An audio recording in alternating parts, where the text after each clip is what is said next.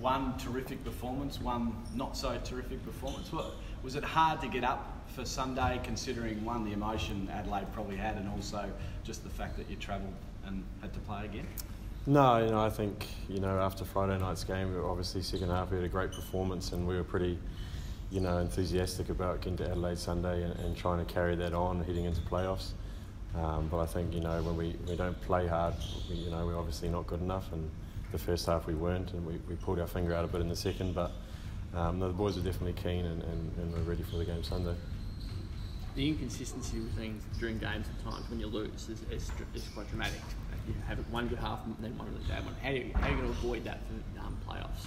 Yeah, I think for us it's, we're a bit slow to start, and that's something we've spoken about for a while and keep addressing, and it's not going to happen instantly. There's no switch we can flick to say, yep, let's do this and we'll start well. But it's something we're aware of, we're focusing on, and like you say, when we do get it going, we are pretty good, when we work hard, we back each other up. We're a tough team, so we've got a couple more weeks, we've got a few more games to finish before playoffs, so we'll just keep working away one step at a time. 3 games, and you already know you're in playoffs now. So how does that change the way you prepare and for both the games and for the playoffs?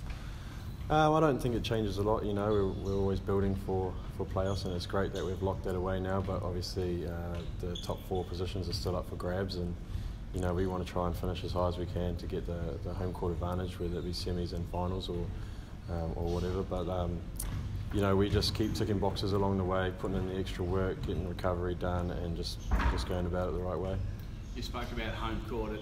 From the weekend's performances, home court is crucial, isn't it? I mean, the way it panned out, you got the win Friday, and Adelaide seemed to get the chocolates on the Sunday. So home court becomes crucial to your chances. Yeah, massively in the playoffs.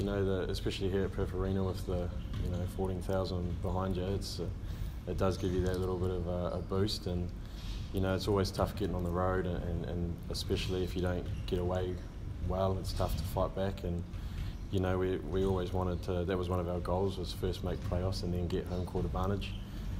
So we see that as a big part of being successful. Your performances, you've been really impressive in recent weeks. Is it just the case of getting more minutes and being a little bit more aggressive? Oh, no, I think it's just, my mindset. We had a few meetings earlier on around Christmas, New Year break, and just discussed what I needed to do to make the team better. And, I've tried to take that on board and do what I can, and just, I'm happy just to do whatever, whether it's scoring points, playing defence, whatever, as long as I can make us better. That's all I'm really worried about, and getting that championship. You've had double-figure points, I think, in the last 3 of your last 4, or maybe even 4 of your last 5. But has scoring then become something you've been working on a little bit more? No, not really. Nothing specifically, but we're always shooting after training, getting shots up and whatnot. But I think just having that more aggressive mindset is giving me more options to get the ball on the rim, or just shoot the open shot when before I might have looked for an extra pass or whatnot. But just doing what the team needs of me. Do you expect Dexter to be available for the next couple of games? What's he talking about at the moment? Is he going to take it, or is he going to challenge? Yeah, I'm not too sure what's going on with Dexter. I think his heart was in the right place with what he was trying to do. I don't necessarily know if it was the right way to go about it, but he had his teammates back, and I think he was trying to do the right thing. But in terms of what's ahead for him, I'm not sure. I'm not sure what the case is. Hopefully he can be with us to finish out the season. Two's a big whack for when you look at the context of what other people have got throughout the past couple of years. What are your thoughts on 2? Oh yeah, to be honest, I don't really follow that whole side of the tribunal aspect and fines and whatnot. I'm more worried about myself and the team and what goes on there. So to be honest, I couldn't tell you whether 2's a lot or 1's a lot for what he did. I just know we want him out there as soon as we can. What was it like? You were out there, you're a little bit lighter in the pocket today. When it all started, what were your thoughts? To be honest, I just saw Lockie, get to the rim, make a layup, his first basket, and I was out in the 3-point line celebrating. Then I looked over and just saw, Dexter getting tangled up, and there was a lot of emotion in that game for us towards the end there, and I think that for me I was just trying to get over there, make sure he was all right, make sure that no one none of our boys were getting involved, getting hurt, because obviously that's just one game, and we're worried about going to the playoffs and winning another championship. We don't want anything like that to kind of stumble us along the way. What did you make of Tease's foul on Lockie? And yeah, I think it was a bit of a rough foul.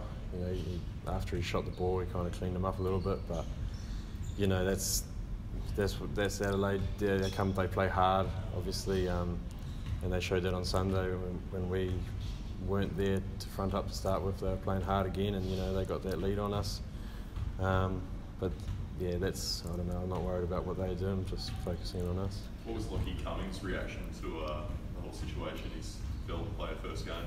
Yeah, no, he was pretty pumped. He scored. He had a couple of shots there at it, and we gave him a bit of a stick that he could have been leading the 180 club, going 100% from the three, the layup and the free throw. But he's not there at the moment. But he was pretty stoked, and I think he was a little bit overwhelmed by the whole thing afterwards. He was just happy to make the basket and obviously be out there and getting a win. Was there any apologies from Tease's end towards? Yeah, I'm not too sure. I think someone said he might have came and apologised after, but I wasn't there or present for it. Melbourne United trained today. I know they're not your opposition, but they will be in a couple of weeks' time. The word is that Casey Pracer ticks all the boxes. He will play finals. What does that mean for Melbourne? It's a tough decision because since he's been injured, they've probably played better basketball. Yeah, that would be a hard decision for them. But playing alongside Casey, he's a hell of a player. He's super competitive. He's there for you. He never let you down, and he gives his all. So I think for them that's great that they've got him back as a competitor. And it's sad that he's gone, but I love playing against him. You know what you're in for. He challenges you. He gives you your all. So he's fun to play against.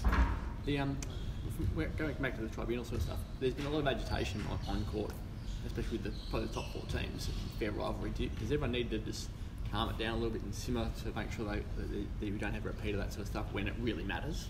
Yeah, I think everyone's fighting for that championship. It's a competitive league. No one wants to take a backward step and get walked over. And I think it's just part of sport. It's part of basketball. I mean, it is a little bit agitated here and there, but it hasn't gone too far yet. No one's thrown a punch or done anything stupid. It's just, you don't want to take that backward step, and you just want to make your presence felt.